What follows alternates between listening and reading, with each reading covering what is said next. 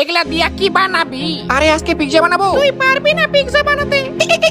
এই তুই কি বললি? এই নে। ওরে বাবা, ঠিক আছে, খুব বেশি কথা বলে। এখন আর বলবে না। অমৃত ফলটা ভালো করে ফেটে নিয়ে তারপর একটু কাজু বাদাম কিশমিশ একটু চেরি ফল দিয়ে আই। এটা পিঠা নাকি বানালি? এটা পিৎজা হয়। দে না খাবো।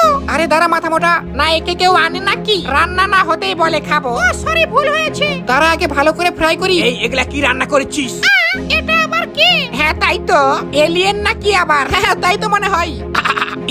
এরা বলে কি আমি বলে এলিয়েন? না, এখান থেকে পালাই। আহারে, মনে হয় রাগ করেছে।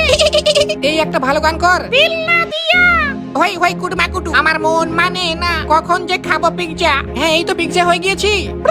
দে পিৎজা খাবো। এই নে খা ভাই, এই আমাকে বেশি করে দিবি। হ্যাঁ এই নে খা। পিৎজা খেতে সেই স্বাদ। ও তাই নাকি? খা দেখি তো। এত স্বাদ কেন?